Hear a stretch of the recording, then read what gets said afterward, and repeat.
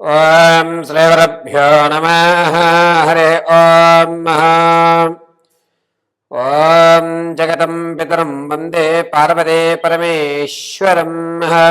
సర్వం శ్రీ జగదాంబికా లలితా పరాభట్టారికి అనుగ్రహకటాక్ష ఫలసిత్యర్థం. జనవరి 12వ తారీఖు నుంచి ఫిబ్రవరి 15వ తారీఖు వరకు కూడా వృషభ లగ్నంలోకి శనీశ్వరుడు ఏకత్వంలో ఉండడం వల్ల మేషం నుంచి మొదలు పెట్టుకుని మీనరాశి వరకు కూడా ఏ విధమైనటువంటి లోటుపాట్లు జరుగుతున్నాయి, ఆర్థికంగా జనవరి 12వ తారీఖు నుంచి ఫిబ్రవరి 15వ తారీఖు వరకు కూడా ద్వాదశ రాశుల వారు ఆర్థికంగా స్టెబిలిటీ ఉండేటువంటి ఏర్పాట్లు ఏమన్నా ఉన్నాయా, ఎటువంటి ప్రమాదాలు ఏమన్నా జరిగేటువంటి అవకాశాలు కలుగుతున్నాయా, కృత అప్పులు తీర్చేటువంటి యోగం ఏమన్నా ఉందా, కొత్త అప్పు చేయకుండా జీవితాన్ని సక్రమంగా సాగిస్తూ లక్ష్మీకటాక్షం కలిగేటువంటి అవకాశం ఏమన్నా ఉందా అనేటువంటి విషయాలు గోచార రీత్యా మేషం నుంచి మొదలుపెట్టుకుని మీనరాశి వరకు కూడా ఏ విధమైనటువంటి పరిణామాలు చోటు చేసుకుంటున్నాయి, ప్రమాదాలు ఏమన్నా ఉంటే వాటి నుంచి తప్పించుకోవడం ఎలా అనేటువంటి విషయాన్ని, అందులోకి వృషభ లగ్నంలో శనీశ్వరుడు ఏకత్వంలో ఉండడం వల్ల మన ఆలోచన విధానాలు ఏమైనా మారతాయా, ఆ ఆలోచన విధానం చెడుకు దారి తీస్తుందా, మంచికి దారి తీస్తుందా, ఈ 12వ తారీఖు జనవరి 12 నుంచి ఫిబ్రవరి 15వ తారీఖు వరకు కూడా జీవితంలో ఉద్యోగ ప్రాప్తి కలిగేటువంటి అవకాశం కానీ, సంతానం కలిగే అవకాశం కానీ, లేదా అభాషణలు అయ్యి సంతానానికి ఆటంకం కలిగేటువంటి అవకాశాలు ఏమన్నా ఉన్నాయా, పాత బంధాలు ఏదన్నా కొనసాగించేటువంటి అవకాశం ఉందా, ఇటువంటి పూర్తి విషయాన్ని మనం పరిశీలన చేసుకుని శని ప్రభావం జనవరి 12వ తారీఖు నుంచి ఫిబ్రవరి 15వ తారీఖు వరకు ఏ విధంగా ఉండబోతోంది, ఆ ప్రభావం నుంచి మనం బయటపడి ఈశ్వర అనుగ్రహంతో అనుకున్నటువంటి పనులన్నీ కూడా దిగ్విజయం కావడానికి ఏ విధమైనటువంటి దేవతారాధన చెయ్యాలి, ఏ దానం చెయ్యాలి, ఏ రోజు ఏ వస్త్రం ధరించాలి అనేటువంటి విషయాల్ని మనం కూలంకషంగా పరిశీలన చేద్దాం. నేను చెప్పేటువంటి మేషం నుంచి మీనరాశి వరకు కూడా జనవరి 12 నుంచి ఫిబ్రవరి 15వ తారీఖు వరకు వివరించేటువంటి వివరణంతా గోచార రీత్యా మాత్రమే మీకు తెలియజేయడం జరుగుతుంది.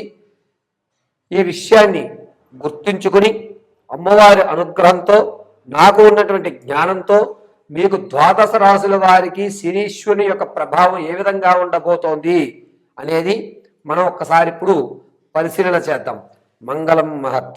మిథున రాశి వారికి జనవరి 12వ తారీఖు నుంచి ప్రారంభమయ్యి ఫిబ్రవరి 15వ తారీఖు వరకు కూడా వృషభంలో శనీశ్వరుడి ప్రభావం ఉండడం వల్ల ఎటువంటి ఆర్థికమైనటువంటి వ్యవస్థ జరుగుతోంది అనగా, ఆర్థికంగా మీరు ఇంతకు ముందు ఏదైతే కష్టపడి సేవింగ్స్ దాచారో వాటిని అత్యవసరం కొరకు అనుకోని పరిస్థితుల వల్ల ఆ సేవింగ్స్ మొత్తం అన్నీ కూడా ఖాళీ చేసేసేవలసిన అవసరం ఏర్పడుతోంది. ₹1 కూడా సేవింగ్ అయ్యేటువంటి అవకాశం వృషభ రాశి వారికి ఈ 12 నుంచి 15 వరకు గోచరించడం లేదు. పైగా అనుకోకుండా ఎవరికో మధ్య వ్యక్తిత్వం వహించడం, ఆ వహించడం వల్ల మీరు ఆర్థికంగా ఇబ్బంది పడడం, నమ్మించి మోసం చేశాడే, ఇతను గొంతు కోసే రకమని నేను అనుకోలేదే అనేటువంటి బాధను ఎక్కువ అనుభవించేటువంటి అవకాశం లభిస్తోంది. శని ప్రభావము మిథున రాశి వారికి కాస్త ఎక్కువగానే కనబడుతోంది. ఎవరితోటి మాట్లాడకుండా ఒంటరిగా ఉండడము, ఎదుటి వ్యక్తిని అంచనాల్లో తారుమారవ్వడము, ఒక వేదాంతపరమైనటువంటి ఇవన్నీ కాదు, నేను ఏదన్నా సన్యాసంలో కలవాలి, లేదా జనాలకు దూరంగా కొన్ని రోజులు వెళ్దాం అనుకుంటున్నాను అని జనాలకి, మీకున్నటువంటి బంధువులు కానీ మీ స్నేహితులు కానీ ఒక 5-6 రోజులు దూరంగా ఉంటారు. దాంతోపాటుగా మీ ఆలోచన శక్తి మందగిస్తుంది, బుద్ధి వక్రిస్తుంది. మీరు అనుకునేటువంటి పనులు కాకపోవడంతో నాకు 2026 ఏం కలిసి రాదేమో, ఏంటి మొదట్లోనే నేను ఇలా డీలా పడిపోతున్నాను, ఎందుకు ఇలా జరిగిపోతుంది అని ఒక అపోహ భ్రాంతిలో మీరు బతకడం అనేది జరుగుతుంది. కానీ మిథున రాశి వారికి ఫిబ్రవరి 5వ తారీఖు నుంచి కూడా ఒక మంచి అవకాశం, ఒక మంచి స్నేహితులు, జీవితం మీద పట్టున్నటువంటి పెద్దవాళ్ళ యొక్క సలహాలు అనేటువంటివి ఫిబ్రవరి 5వ తారీఖు నుంచి ప్రారంభమవుతాయి. దీనివల్ల మీరు మళ్ళా ఎక్కడి నుంచి కూలిపోయారో అక్కడి నుంచి కొత్త జీవితాన్ని పునరుద్ధరించుకుని గొంగలి పురుగు సీతాకోక చిలక అయినట్టుగా మీ యొక్క ఆలోచన కానీ మీ వ్యవస్థలు కానీ అద్భుతంగా మారేటువంటి అవకాశం ఏర్పడుతోంది.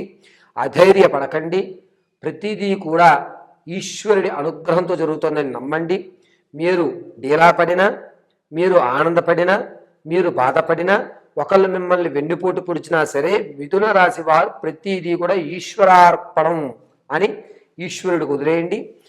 వచ్చేటువంటి ఫిబ్రవరి తర్వాత మీకు అద్భుతమైనటువంటి అవకాశాలు కలుగుతున్నాయి. ఆర్థికంగా కూడా నిలబడేటువంటి అవకాశం ఫిబ్రవరిలోనే ఉంది.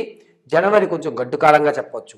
వ్యాపారస్తుల విషయంలో కూడా వ్యాపారం స్థలం బాగాలేదేమో, నేను వేరే చోటకు మారుస్తే బాగుంటుంది అని అనుకోవడం, ఖచ్చితంగా వ్యాపారాన్ని స్థానభ్రంశం చెందించడం జరుగుతుంది. దీనివల్ల మీకు కొద్దిగా ఆర్థిక భారం ఎక్కువ అవుతుందే తప్ప ఎటువంటి మార్పు ఉండదు. జనవరి ఫిబ్రవరి నెలలో 2 నెలలు కూడా మీరు వ్యాపారంలో వచ్చేటువంటిది రాబడే అనుకుని వదిలేయండి. అంతేగాని స్థానచలనం చెయ్యొద్దు. వాస్తులో ఉన్నటువంటి ఈ యొక్క సామాగ్రిని సర్దుకోవడం ఇటువంటివి చెయ్యొద్దు.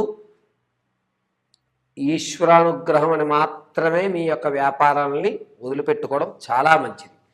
మిథున రాశిలో ఉన్నటువంటి వారికి వివాహం కొరకు చూసే ఫలమైతే కనుక ఫిబ్రవరి 12వ తారీఖు నుంచి కూడా మంచి అవకాశాలు కనబడుతున్నాయని చెప్పచ్చు. 12 నుంచి 15 వరకు కూడా మీ దగ్గర వాళ్ళే మీకు ఇంతకుముందు విడిచిపెట్టిన సంబంధం వాళ్ళు మళ్ళా తిరిగి వస్తారు. చక్కగా అన్నీ కూడా ఆలోచించుకుని మీకు ఓకే అనుకుంటే ముందుకు సాగండి. ఎక్కడా కూడా ఏ ఇబ్బంది కూడా కలగడం లేదు.